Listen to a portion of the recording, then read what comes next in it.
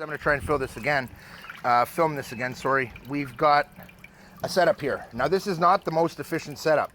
In fact, if I don't have somebody kind of put this out a window, if I just lay it down here, it's got a lot of effort to make it through, to pump this through here and out. Because I've done this with attachment fittings, which I'll show you. They're just off vacuum. So I've used one here, another in between, which I will now attempt to show you, that I showed in the previous video. You take this, put it in. This is a good setup. Now we have a long setup with a handle. It fits tightly enough that when I lock that in place by just pressing it in, I now have enough power in it to pick up the entire bilge and place it in the boat, literally.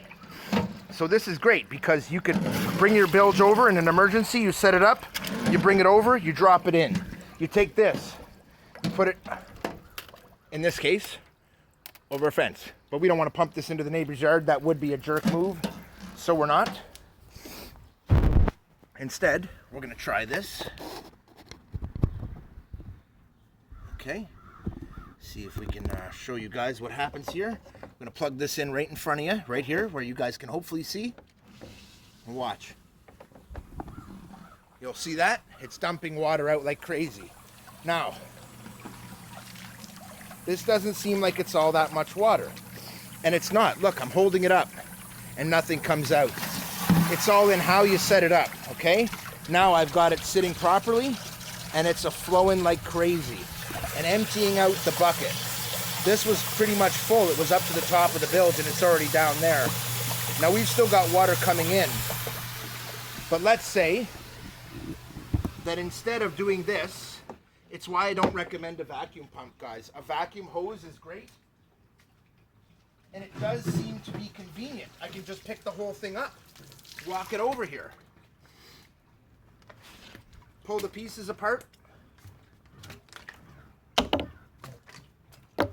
and it's good to go. This is also not the best type of vacuum hose to use.